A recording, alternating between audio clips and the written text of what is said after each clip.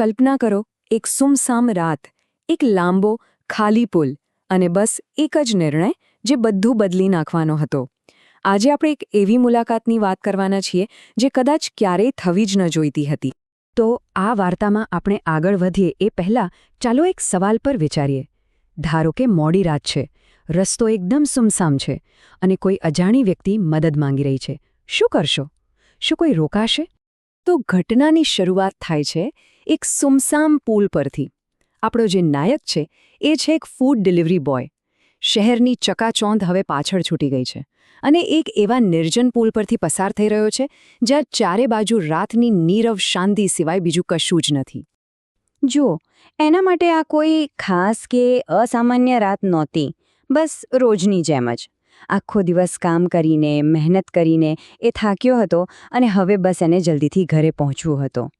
એની રોજિંદી જિંદગીનો જ એક ભાગ હતો આ બધો. અને જગ્યા કઈ હતી?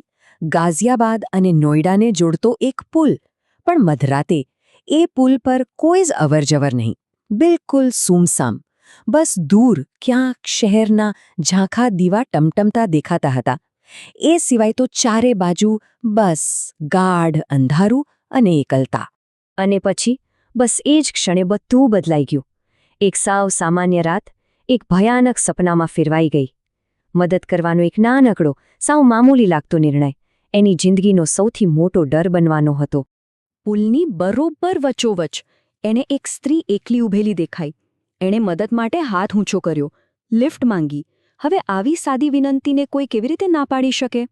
એના મનમાં પણ તરત જ વિચાર આવ્યો કે અરે રસ્તો કેવો સુમસામ છે અને આ મહિલા એકલી છે, એને મદદની જરૂર છે, મારે એની મદદ કરવી જ જોઈએ. જુઓ, એનો ઈરાદો તો એકદમ સાફ હતો, એકદમ નેક. પણ એને ક્યાં ખબર હતી કે આનું પરિણામ કેટલું ભયાનક આવવાનું છે? સારું, હવે શરૂ થાય છે ચેતવણીના સંકેતો અને વધતી જતી અસ્વસ્થતા. પેલી સ્ત્રી એની બાઇકની પાછળ બેસી ગઈ અને બંને આગળ વધ્યા. પણ થોડી જ વારમાં એને લાગવા માંડ્યું કે આસપાસનું વાતાવરણ બરાબર નથી. કંઈક તો ગડબડ છે. જેવી એમની બાઇક પુલ પરથી નીચે ઉતરીને મેઇન રોડ પર આવીને, સામેથી જે ગાડીઓ, જે ટ્રક આવી રહી હતી, એના ડ્રાઈવરો એની સામે બહુ જ વિચિત્ર રીતે જોઈ રહ્યા હતા. જાણે એમની આંખોમાં ડર હોય, આશ્ચર્ય હોય. પણ આ છોકરો સમજી નહોતો શકતો કે આવું કેમ થઈ રહ્યું છે. અને વાત ખાલી જોવાની નહોતી. એક પછી એક ટ્રકવાળા, કારવાળા બધા એને ઈશારા કરી રહ્યા હતા. જાણે કંઈક કહેવાની કોશિશ કરતા હોય. અમુક તો જાણે બૂમો પાડી રહ્યા હતા. પણ બાઇકની સ્પીડ અને પવનના અવાજમાં એને કંઈ જ સ્પષ્ટ સંભળાઈ ન રહ્યું હતું. એ તો બિચારો સાવ ગૂંચવાઈ ગયો હતો. એના મનમાં બસ એક જ સવાલ હતો કે આ બધા લોકો કેમ આટલા ગભરાયેલા છે? શું કહેવા માંગે છે આ લોકો? પણ એને કોઈ જવાબ મળી રહ્યો નહોતો. બસ સવાલો જ સવાલો. હવે આવે છે દરમિયાનગીરી. એક એવું પગલું જે લેવું બહુ જ જરૂરી હતું. કારણ કે જ્યારે ઈશારા અને ચેતવણીઓ કોઈ કામ ના આવી, ત્યારે ભીડમાંથી એક માણસે નક્કી કર્યું કે હવે આમ નહીં ચાલે, કંઈક કરવું જ પડશે. આ બધું જ દૂરથી એક ટ્રક ડ્રાઈવર, એક સરદારજી જોઈ રહ્યા હતા. એ સમજી ગયા હતા કે આ છોકરો બહુ મોટા ખતરામાં છે અને એને તો એની ખબર સુદ્ધા નથી. એટલે એમણે તરત જ પોતાની ટ્રકની સ્પીડ વધારી. હવે જુઓ સરદારજીએ શું કર્યું. સૌથી પહેલાં એમણે પોતાની ટ્રકને પેલા બાઇકની બરાબર આગળ લાવીને ઊભી રાખી દીધી. રસ્તો જ બ્લોક કરી દીધો. પછી શાંતિથી ટ્રકમાંથી નીચે ઉતરીને એક લોખંડનો સળિયો કાઢ્યો અને ધીમા પણ મક્કમ પગલે બાઇક તરફ ચાલવા લાગ્યા. આ જોઈને પેલા ડિલિવરી બોયની તો આંખો જ ફટી ગઈ. એ ડરી ગયો.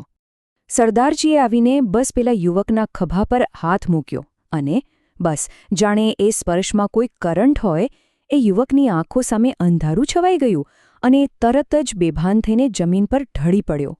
અને હવે ઘટસ્ફોટ, એ ભયાનક સત્યનો જે હજુ સુધી છુપાયેલું હતું. જ્યારે પેલા યુવકની આંખો ખુલી ત્યારે બધું જ બદલાઈ ચૂક્યું હતું. પેલો પુલ, પેલો અંધકાર, રસ્તાનો ઘોંઘાટ બધું જ ગાયબ હતું. હવે સમય હતો સાચું શું હતું એ જાણવાનો. એણે આંખો ખોલી તો જોયું કે એ એક હોસ્પિટલના બેડ પર સૂતો છે. રૂમમાં એકદમ શાંતિ હતી, પણ એનું મગજ હજી પણ પેલી રાતની ઘટનાઓમાં જ ફસાયેલું હતું. એની સાથે શું થયું હતું એને કંઈ જ યાદ નહોતું. અને ત્યારે જ એનું ધ્યાન ગયું એના ખભા પર. ખભામાં એકદમ તીવ્ર અસહ્ય દુખાવો થઈ રહ્યો હતો. એણે જોયું તો આખો ખભો ભારે પાટાપટ્ટીથી બાંધેલો હતો. ત્યારે એને ખ્યાલ આવ્યો કે એને કોઈ ગંભીર ઈજા થઈ છે. એણે આમ તેમ નજર કરી તો એના બેડ પાસે પેલા સરદારજી જ બેઠા હતા. એમણે ધીમા અવાજે જે કહ્યું એ સાંભળીને તો એના પગ નીચેથી જમીન જ સરકી ગઈ. સરદારજીએ કહ્યું, બેટા, તારી પાછળ જે સ્ત્રી બેઠી હતી ને એ ખરેખર તારો ખભો ખાઈ રહી હતી. આ જ કારણ હતું કે બીજા બધા ડ્રાઈવરો એ ભયાનક દૃશ્ય જોઈને ડરી રહ્યા હતા, ઈશારા કરી રહ્યા હતા. પણ પેલા યુવક પર એ સ્ત્રીનો કંઈક એવો પ્રભાવ હતો કે એને કંઈ જ અજુગતું લાગી રહ્યું નહોતું. એને તો કંઈ ખબર જ નથી પડી રહી. તો આ શું હતું? શું આ માત્ર એક ડરાવણી ભૂતપ્રેતની વાર્તા હતી? કે પછી આ આજના સમય માટે એક ચેતવણી છે કે ક્યારે, કોના પર અને કેટલો વિશ્વાસ કરવો? ખરેખર આ એક વિચારવા જેવો સવાલ છે.